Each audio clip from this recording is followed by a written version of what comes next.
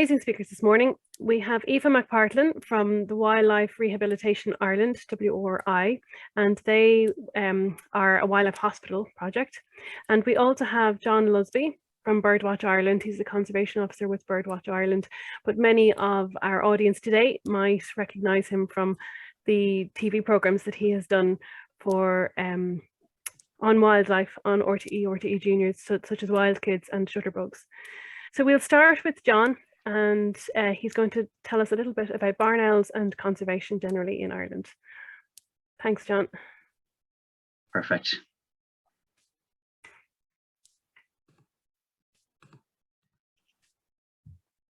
Now, good morning, everybody. Hopefully everybody can see my screen and can hear me okay. I'm delighted to be asked to talk at the Green Schools Biodiversity Week.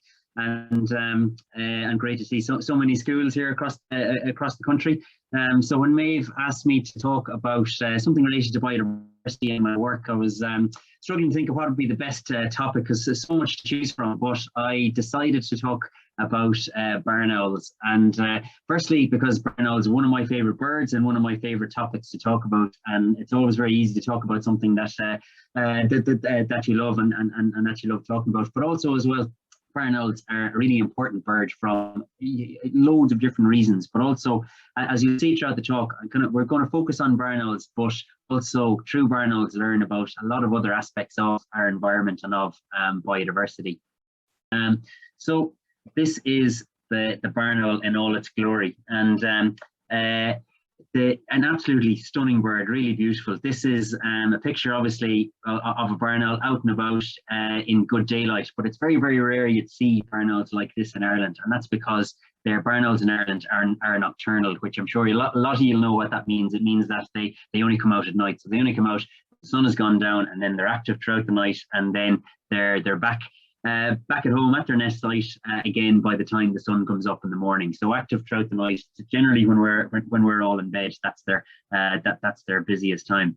But if you do get a chance to see a barn owl and to see it up close, they're an absolutely gorgeous bird. But some of the things that straight away jump out at you are the certain characteristics of the bird, which allow us to tell that they are just what they're adapted for, what their purpose is. And they are a hunter. They are what we call a predatory species, which means they catch and they feed on other animals. And it's very easy to tell this from looking at barn owls. So you can see here they've got very long legs with very sharp talons that you can see here, which obviously good for them. They can dive into deep grass, deep vegetation to catch their prey, which are mostly small mammals. Also as well, one of probably the coolest adaptations that barn owls have is they've almost got completely silent flight. So if any of you have been lucky enough to see a barn owl, you've probably just seen them, but you haven't heard them as they just fly over your head. So almost like a ghostly white figure just wafting over your head. But they completely silent flight, and that's really that's a really good adaptation from the barn owl's perspective, because it means that if they were flying around making a lot of noise, that they would disturb all the small mammals, all the prey that they're trying to catch, and so that wouldn't be good for them. But it also means that when they're flying around, they're not making a lot of noise, which means that they can concentrate on listening for their prey. And a lot of people think that the barn owls do have really, really good eyesight, but it's actually their hearing that they mostly use to find and to catch their prey. And they've got absolutely amazing hearing, and I know that firsthand from watching barn owls and visiting nest sites. And if you make the slightest noise at all, they'll know you're there. So you have to be incredibly quiet. And you can see this is another adaptation that they have. You can see this heart-shaped facial disc that they have, and it's like almost a satellite dish, and that helps them to hear, to improve their hearing. So and it almost acts in the same way as a satellite dish. So the sound comes in, it bounces against these stiff feathers, and then it's funneled towards their ear. And they actually have really, really big ears, but you can't see them. They're tucked away behind their feathers, but their ears are just behind their facial disc. And that helps them to hear. And they've done that. There's been experiments done with barn owls in captivity, where there's been a completely pitch black room, no lights, no windows, and barn owls are able to to find and to catch mice within that room, just by hearing where they are and being able to pinpoint where they are just by hearing, even though they can't see anything. So absolutely amazing hearing. And of course, they need all that. They need all those tools in order to be able to find and to catch their prey out and about at night time. And this is their prey. This is the barn owl's menu, essentially. So different small mammal species that you can see. So the likes of rats and mice and voles and shrews, but also as well some small birds and frogs. And as I mentioned, barn owls they're a predator, and they're a top predator. And that's one of the reasons why barn owls are so important in the countryside, because they control the populations of other species such as rodents. So that's really important. But also because they're a top predator, we can learn an awful lot about them, about the health of the environment, and about how in what condition that the countryside is in. Because if there's problems in the environment, then that's going to affect barn owls, and we're going to notice those effects at barn owls at the top of the food chain. And so that's why, as I mentioned, we can learn so much about the wider environment through studying, through learning about barn owls. And I'll give some examples of that. So these are some other raptors that we have in Ireland. So raptors being other birds that are predator birds as well. And you can see that there is a lot of similarities between them. They all have sharp talons, large eyes, sharp bills, as you can see here, because all of them they need those similar to barn owls, to find their prey, to catch their prey as well. And it's very easy when you look at these birds and the fact that they are predators to think that they are completely invincible, and that they sit at the top of the food chain, they hunt other species, so therefore nothing can bother them or nothing can affect them. But it's actually not the case at all. And because they do sit at the very top of the food chain, that as I said, if there's any problems underneath, say if there's poisons that are brought into the food chain, then they can affect the different species, and that moves up through the food chain and can they typically affect these birds that sit at the top of the food chain.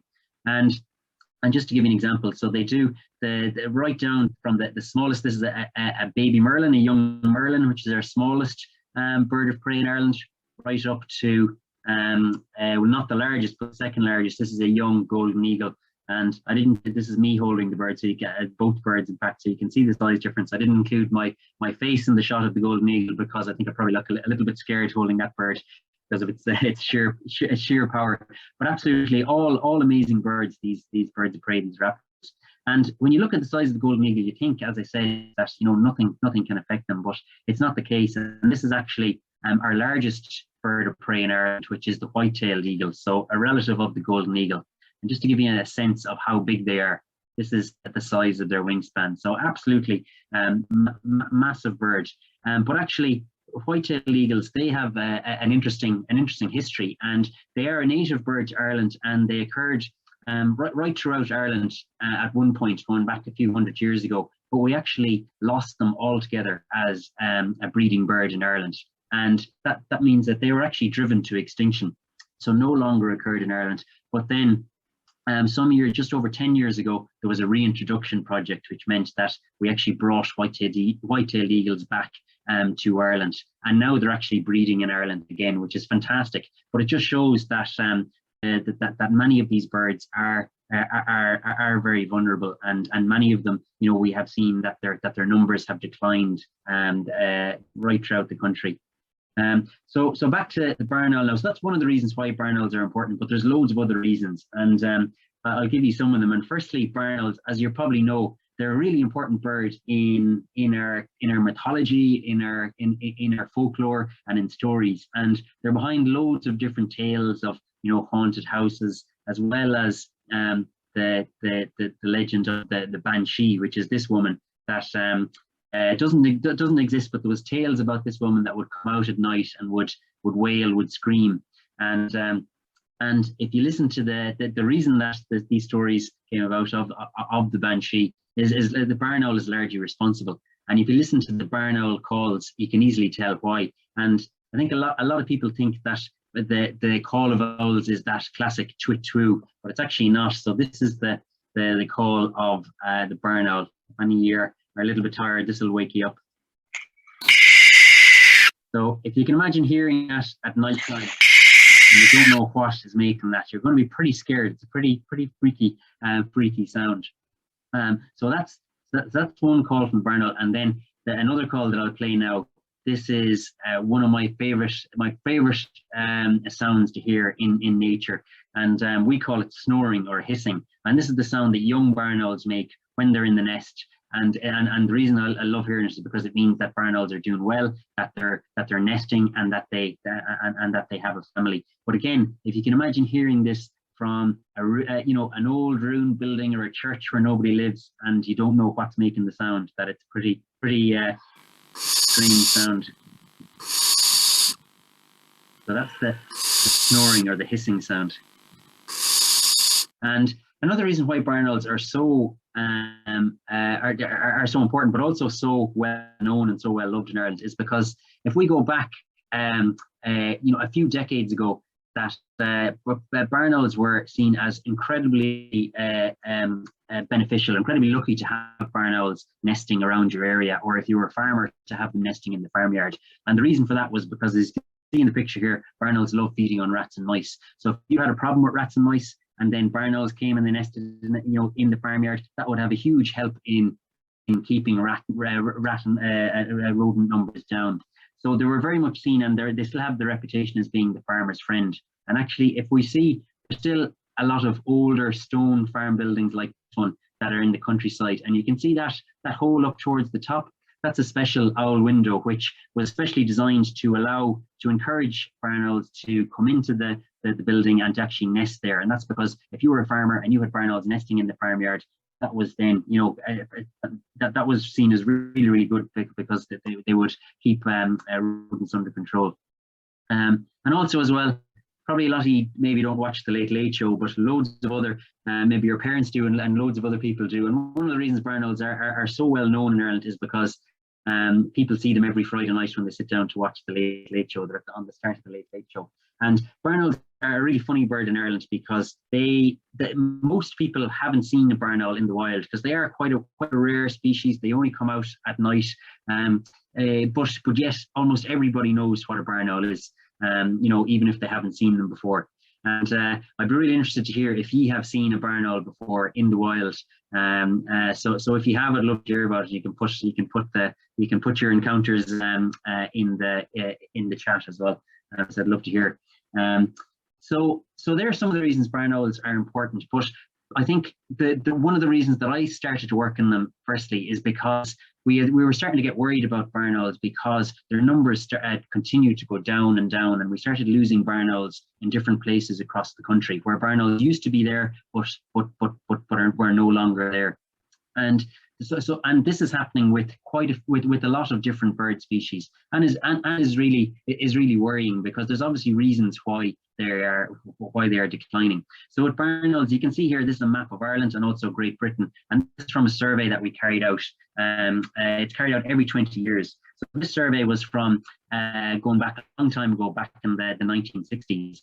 And then you can see, so barn owls are quite widespread throughout Ireland, but then if we go on another 20 years, they were lost from large parts of the country. There's a big change there, isn't it?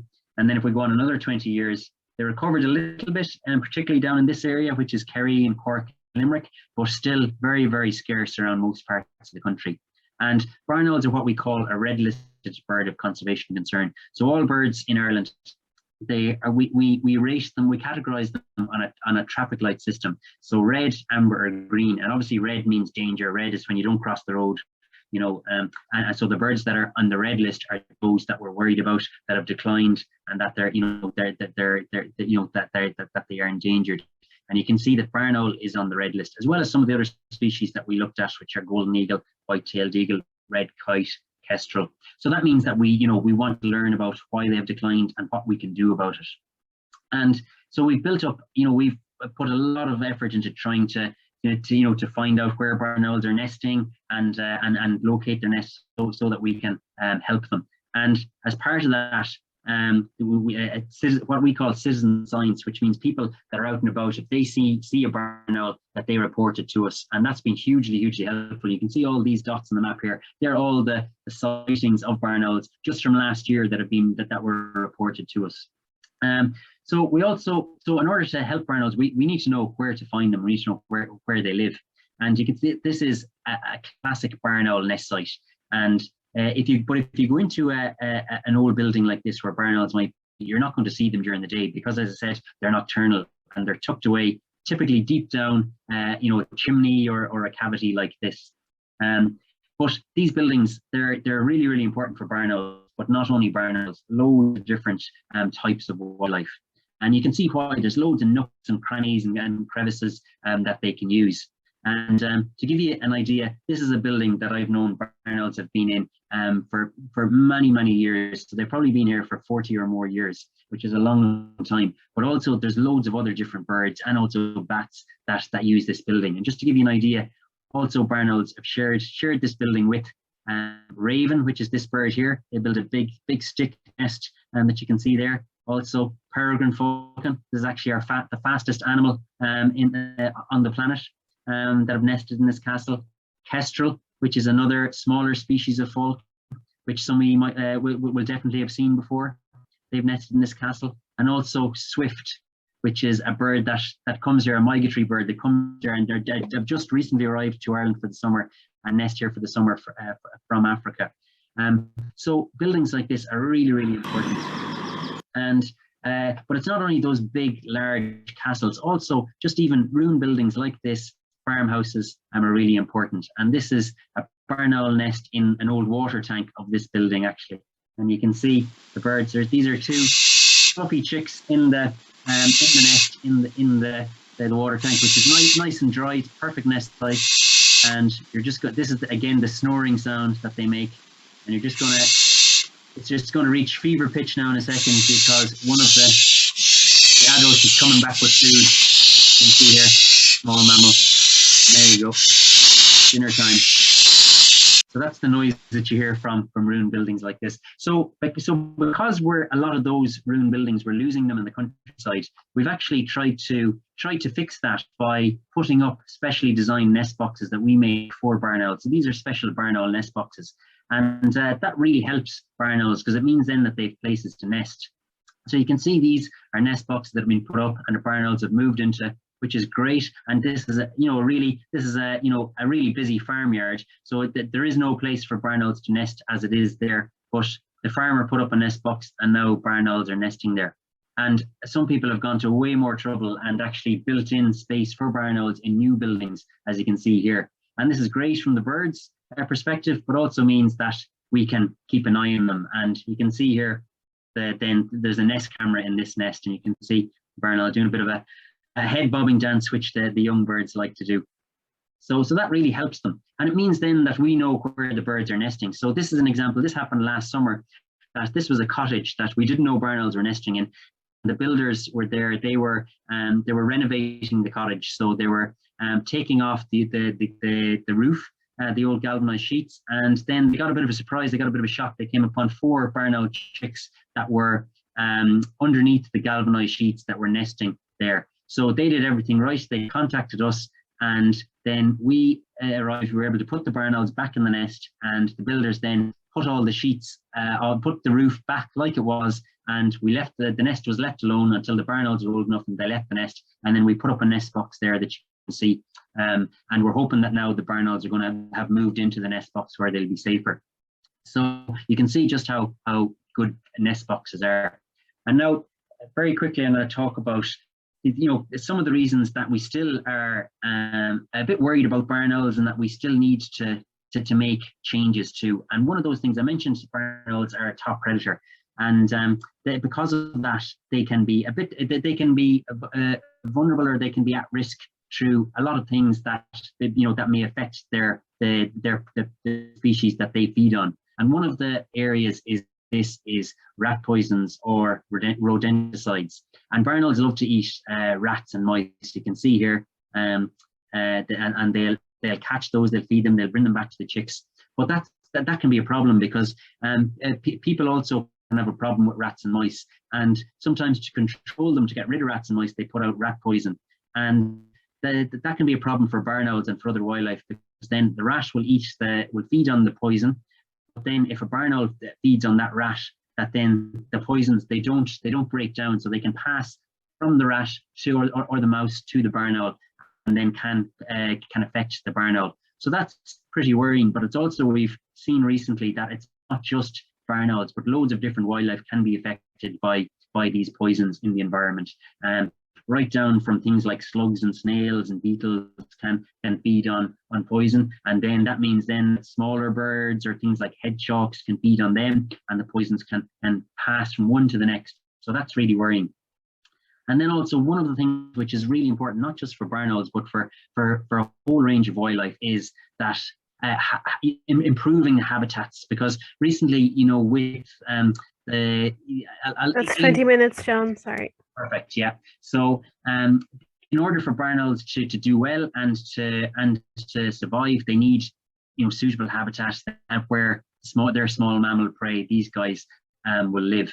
And I'll show you a very quick example of where we can see just how important habitats like good hedgerows and grassland are important for barn owls. So this is a barn owl that is wearing a special GPS tag, which means that we fitted the bird with a tag very carefully so not to disturb it, and then we're able to figure out where the bird goes, where it hunts, and where it catches its food. So this is a short video to show you that same bird and what it does at night time. So this is its nest site, and this is a female barn owl that had young in the nest, and this is the bird then going out to hunt to try and find food. And you'll see here that this bird is now starting to hunt, and you notice the way where it flies. So it's flying just along the hedgerows. So it's only hunting along these hedgerows because that's where all the food is. There's no food in the middle of the fields, because they're, you know, that's grass for grazing, and it's just not good for small mammals. And it actually ended up catching prey at the edge of the motorway, and then flew all the way back to the nest site, to where the hungry mouths are waiting, where the chicks are waiting to feed them. So if we're losing our hedgerows and losing, you know, important habitats like that, that affects barn owls, but it also affects loads of other wildlife species. And that's why it's so important that we try and restore these habitats, and we leave space for nature, because not only for barn owls, but for a huge range of other wildlife. And just to say, finish on a positive note, because we have seen over quite a long period of time barn owls declining, so dropping in numbers. But actually, more recently, in the last year or two, we've seen increases in certain areas, and this is in County Galway, where I'm from, and we did a lot of barn owl survey last year. And this is a map from 10 years ago showing the barn owl distribution, and this is the map from last year. So we can see that there has been an increase over that time. So it's not all doom and gloom, but it means that we do have to really try and keep making improvements in the countryside, so that we don't lose species like barn owl and other species of wildlife. And thank you very much for listening. There's loads of information on our website, and also on YouTube. We've loads of different videos on barn owls and other birds as well. So definitely check those out. And thanks a million. And was delighted to be part of the Green Schools Biodiversity webinar. And I'm happy to answer any questions after Aoife's talk as well. Yeah. So thank you very much. Thanks, mate. Super. Thanks so much, John. It's just fascinating work altogether. I have a million questions, so hopefully I'm sure everybody else does too. So we might, as you say, pop them into the chat box now, and we can answer them then after Aoife's talk. So I'm going to hand over now to Aoife McPartlin. As I said at the top of the presentation, she works for the Wildlife Rehabilitation Ireland and does some really important work looking after injured and sick wildlife. So Aoife, I'll hand over to you now, and thanks a million. Thank you very much. Thanks for inviting us here today. Delighted to be here, and delighted to see so many people turn out to hear John and myself talk about Ireland's native wildlife, very important topic. So I will share my screen with you now, and we'll get going, and we can tell you all about ourselves and what we are doing here. So let's have a look. And okay, now hopefully that's okay. Okay, so first of all, I suppose a little bit about ourselves, so who we are and what we're doing. So We're Wildlife Rehabilitation Ireland, and we were set up in about 11 years ago. And it was really to raise awareness for the rehabilitation of Ireland's wildlife. There was nothing really in the country that kind of, I suppose, looked after the rehabilitation of wildlife and had any standards of care around that rehabilitation. So, I mean, in terms of rehabilitation itself, it's basically when an animal gets sick, it comes in, it gets fixed, and it hopefully goes back out. So that's it in a nutshell, very short and sweet. So as part of that rehabilitation, we were doing education as well. And education is really, really important, not just for the likes of yourselves, but also for our vets and our vet nurses and the wider public. So Wildlife Rehabilitation Ireland were invited to UCD in 2016, where we give the wildlife module on the UCD veterinary vet nurse courses. So it's something that we really, really love doing, actually. And we feel it's really, really important as well to educate our vets on how to look after Irish wildlife. So the big thing then that we've been doing for the last few years is a dedicated wildlife hospital. So I'll talk to you a little bit more about that in a second.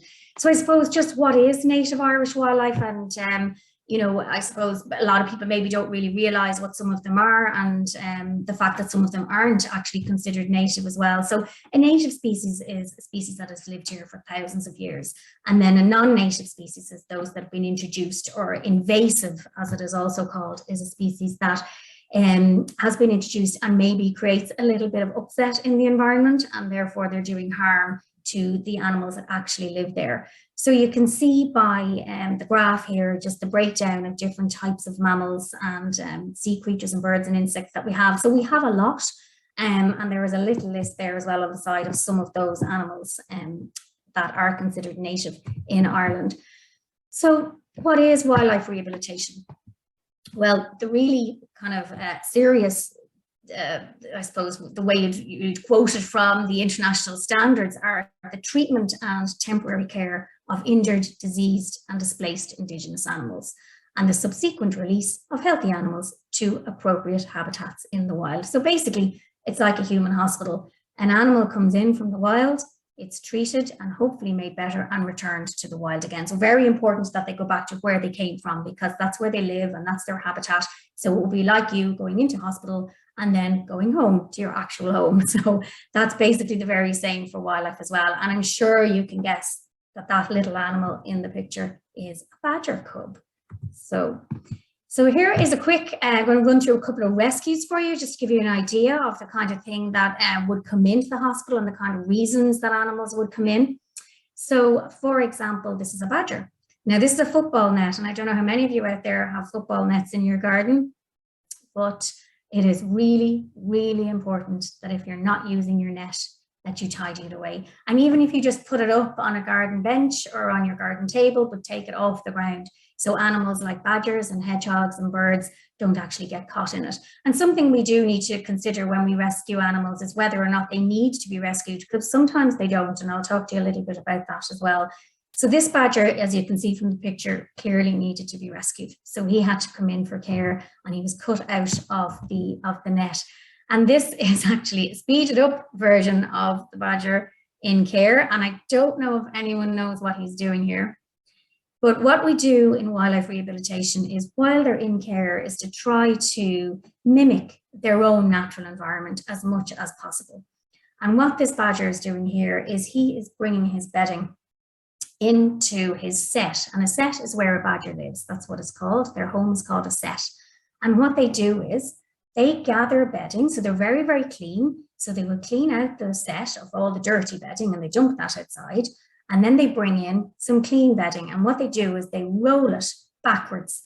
And they can do that for up to 2 kilometers. So you can see he's rolling it in and out of the set, taking out the old and rolling in the new. So they're really clean animals, and they're actually, they don't even go to the toilet in the set or anything like that. They have toilets called latrines, which are outside the set.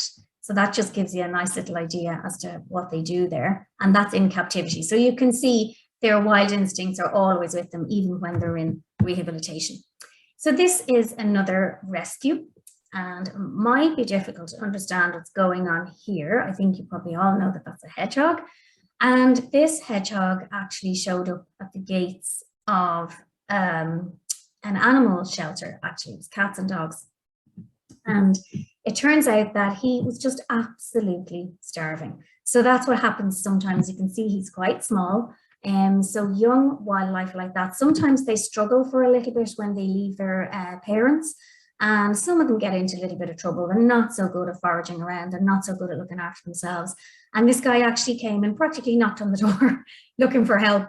So he came into care, and he was just warmed up because it was very, very cold, and then given plenty of food and nutrition. And we just kept him for a little while until we got him to a good weight. So you can hear him munching away on his food there.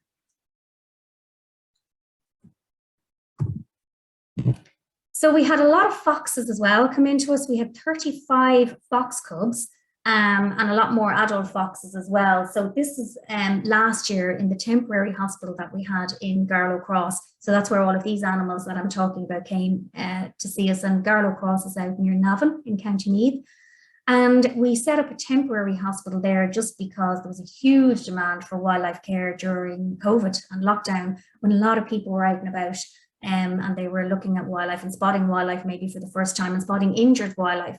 So there are rehabilitators dotted all over Ireland, but they were completely overwhelmed by this influx. So we had been working on a hospital project for about 5 years, and we thought, okay, we'll just take a leap of faith and we'll try and get something open, just given the amount of numbers that were looking for help. So that's what we did, and that was in Navan, as I say, in a place called Garlow Cross. And all of these little fox cubs came into our care last year while we were there. So there was 35 in total. And the reason fox cubs come into care is varied. As you can see, some of these are adult foxes, some that needed surgery. Some are teenage foxes, like this guy, these two guys in the crate in the middle, and these were teenagers.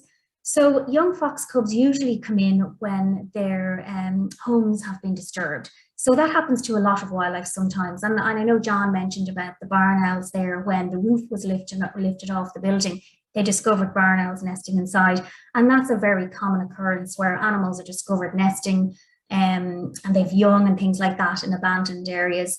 So what often happens is when builders go in, they disturb those areas, and more often than not, the parents will actually abandon the young. So the young end up coming into care into the likes of our hospital last year. So this was a little family whose den was discovered under an old prefab actually that was being lifted out for a school. And you can see the little female there. She is showing her brother, who is boss. So very wild, their instincts are always there. So I guess just to talk a little bit about the rehabilitation that we do. I mean, you saw a little bit there in those photographs. You can see here we have an otter in the first photograph, and in the middle here we have a little leveret. I don't know if anyone knows what a leveret is, but a leveret is a baby hare. So these are really, really common actually, hares coming in, because what happens is, and this is what I spoke about earlier about whether or not it actually needs to be rescued. A hare is often brought in, or a leveret, a baby hare, because people think they've been abandoned. And what happens is a hare will leave its baby very, very early on in the morning. And very often they're just left out in a field in an area called a form. So it's just a little dip in the field, and mum goes off for the day and leaves the baby. And people who might be out walking think that that little hare has been abandoned, and it hasn't. But what they do is they pick it up and they take it home and put it in a box. And they usually end up calling a rehabilitator to help with it. And mum comes back in the evening and the little hare is gone. So it's very important maybe to always make a phone call first, take a photo or a video if you see anything that you think is a little bit strange maybe, but don't interfere with it. Maybe just call somebody who's experienced, who might be able to tell you what to do there. This is a young heron looking very like a pterodactyl.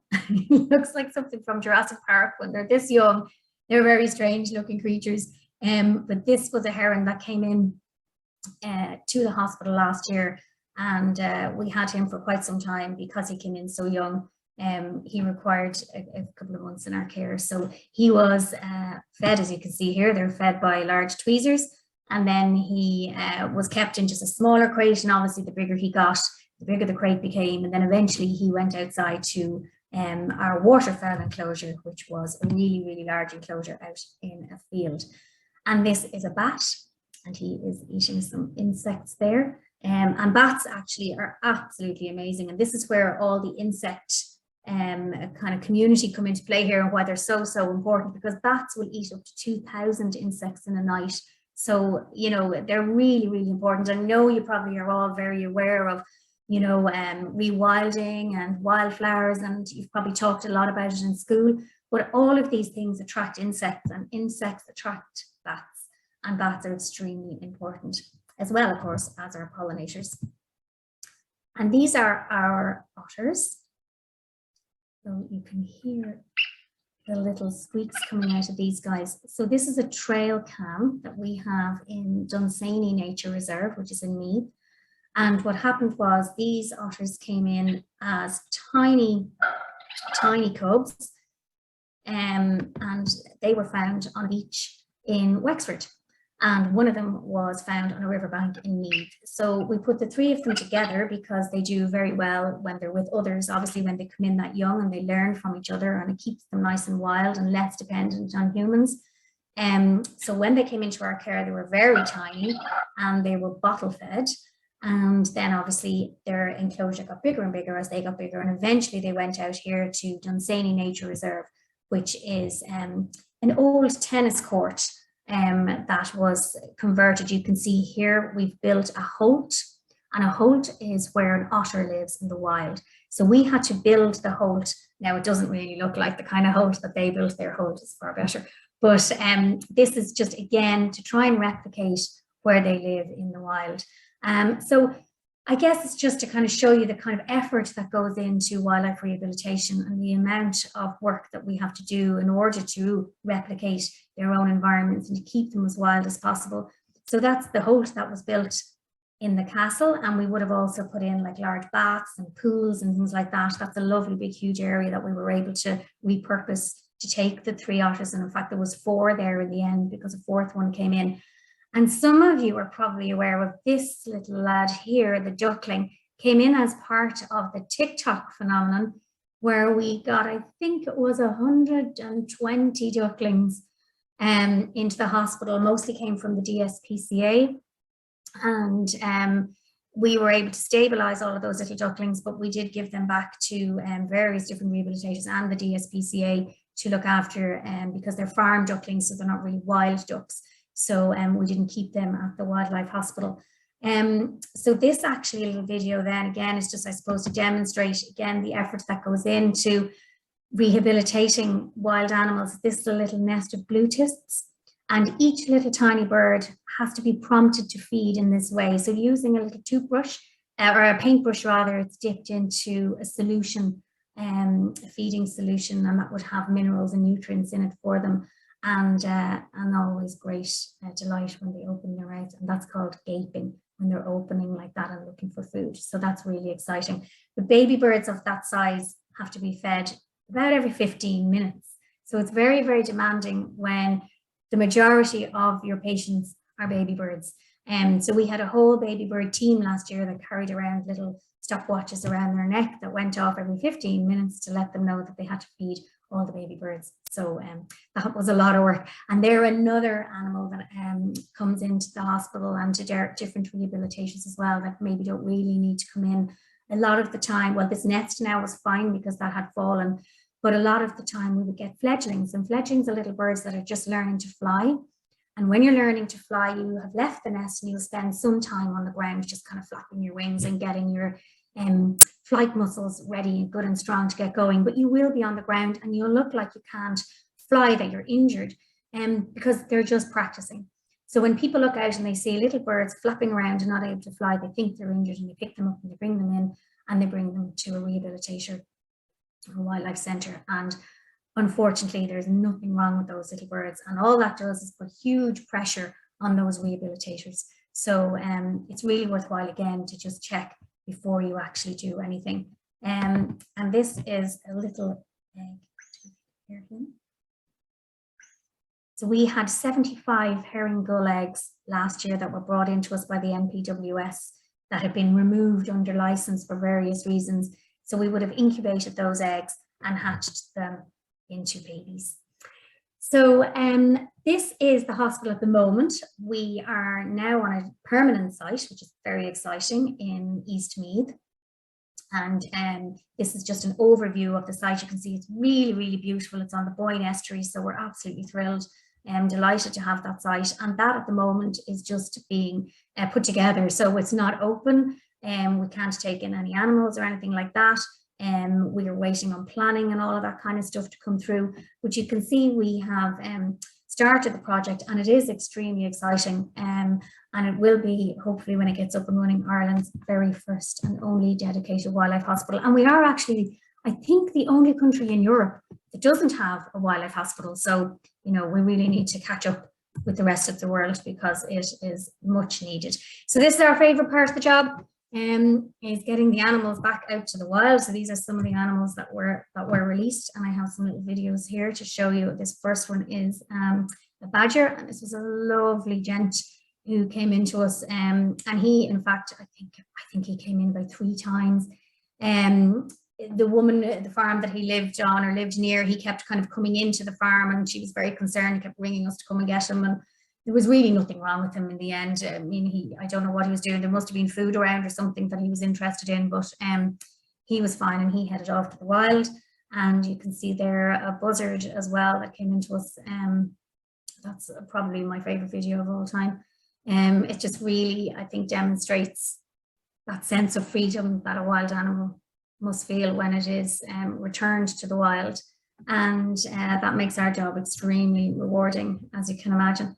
And then the one in the middle is a little hedgehog. And we would try to release animals at the time of day that they would normally be out. So most wild animals are out at nighttime. They're nocturnal, as John mentioned about the barn owls are the same as well. So a lot of wildlife is nocturnal, which is probably why a lot of you don't see them, because they're out at night. And if they are out during the day, it usually does mean that there's a problem, particularly with hedgehogs. If you saw a hedgehog out during the day, you're better off to call somebody to get a bit of advice, because there probably is an issue going on with that hedgehog.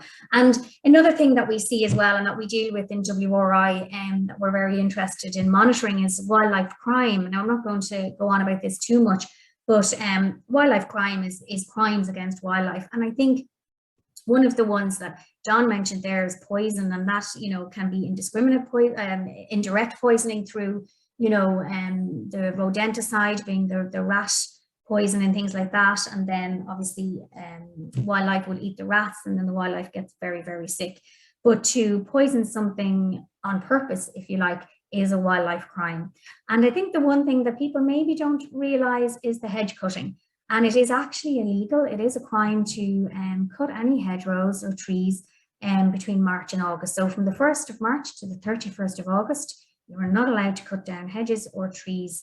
And that's well worth reporting, because a lot of that goes unreported. And there are nests in those hedgerows and trees, and there are animals using them as corridors and all kinds of things. A lot of life there. And we really, really need to mind our hedges, particularly because we don't have a lot of tree coverage in Ireland anymore, unfortunately. A lot of it has been destroyed, and we really do rely now on our native Irish hedgerows.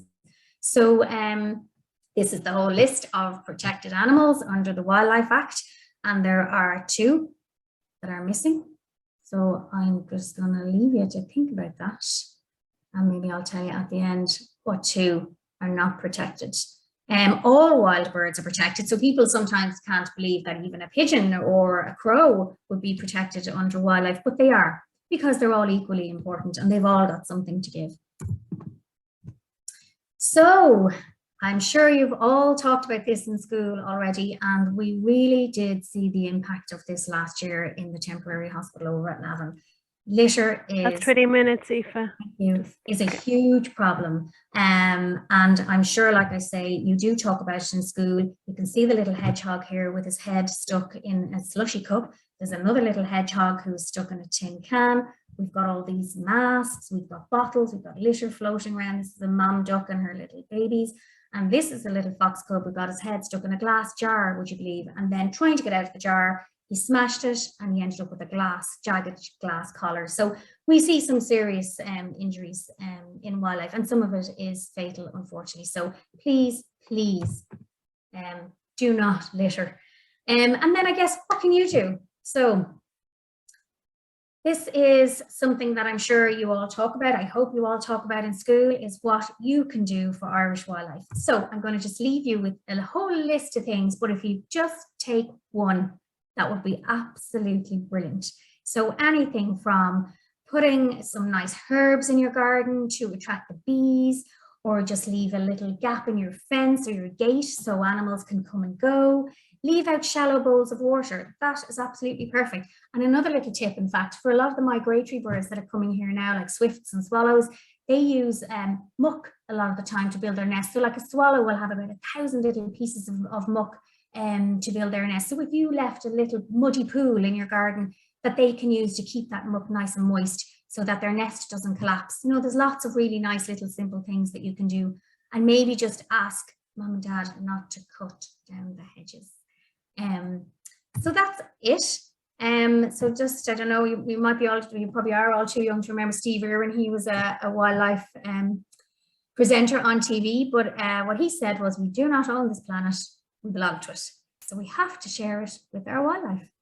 Thank you very much.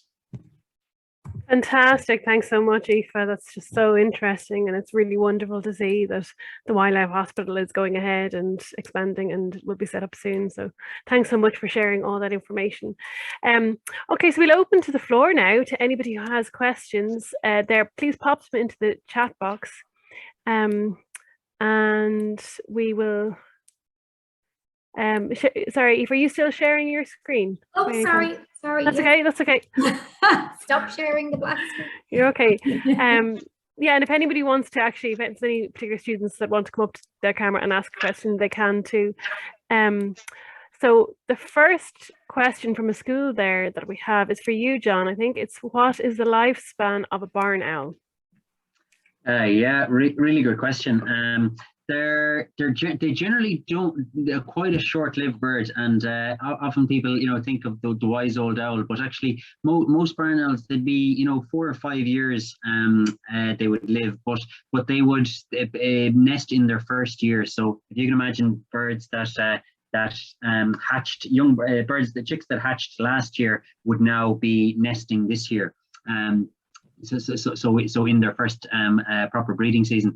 But actually we do have, and I suppose that's the benefit of learning of when you're studying in the species so closely. You learn new things all the time, and some of the first birds, so some of the birds we fish with special rings, and they're like an identification tag, and that means that we know that barn owl, we know where it's from, we know how old it is. So some of the first barn owls that I ever fitted with rings are still alive and are still doing well, which is fantastic to see. So that was over 10 years ago now. And there's 2 birds in particular, both are males, and they're both actually down in Kerry, and they are the oldest barn owls that we're aware of in Ireland, and they're, I think, 11 and 12 years old, which is very very old for a barn owl in Ireland in the wild. And I suppose that shows just that we continue to learn about them. And hopefully now we'll encounter those birds again this breeding season when we're visiting the nests and checking the nests. So brilliant. Yeah. Thanks. This next one there is for Aoife. The question is, what are the 2 wild animals missing from the list? Sorry, yeah, I rushed it there at the end and I never told everyone. Okay. It's a fox and a rabbit. So they're the 2, unfortunately. And it would be lovely if that was to change. So we'll see. And is that because they would be considered vermin, or because they do so much damage, or what's the reason? Just because their numbers at the time were so high. So they're still doing very well. They're not endangered or anything like that. But they were just considered to have, their numbers were so large that they weren't considered protecting. I think now, I don't know if John could correct me on that, but that's as far as I'm aware, that's what it was at the time. Brilliant. Thanks a million, Aoife. I see we're coming close to 12, so we'll just do one more quick question each, perhaps. One that's been asked a couple of times for you, Aoife, is what animal comes into the hospital the most? Birds. Birds. Okay. Always, yeah, birds. Last year, we had 2,630 something animals came through the hospital. And on our busiest day, I think we had 625 and 465 of them were birds. Wow. So don't pick up those fledglings. And then there's one other question in there, which I think refers to the endangered list, John, that you showed. Which species on the list is the most at risk of being endangered, or I suppose most at risk of going extinct in Ireland, perhaps? Yeah, another really good question. Unfortunately, that there is quite a few on that the red list of the birds conservation concern that I mentioned. I suppose one of the ones that we have seen really worrying declines in, over quite a short period of time is the curlew, and that's one that was once, we don't have to go back that long, that curlew were spread, widespread throughout the country, but over the last 20-30 years their numbers have really gone down, and it's thought to be in the region of around 200 pairs left in the country, which is a very small number compared to what it was. So, and unfortunately continuing to decline. So they're definitely one that we're very worried about. Also golden eagles, that they were reintroduced, but they still occur in very small numbers.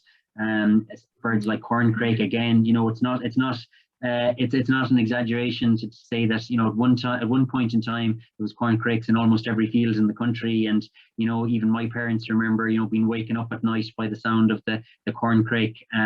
That's a bird that occurs on farmland, but they've almost been we lost throughout throughout most of the country, and only really are holding on some of the islands off the coast. So unfortunately quite a few species, and but there are some of the main ones really that their numbers are very low, and we would be very worried about. Fantastic. Thanks a million. I'd just like to say thanks a million to both of you there for a fantastic talk, and really jam full of really interesting facts and fascinating information. So thank you so much for that. So thanks so much everybody for attending today, and hopefully we'll see you all again soon.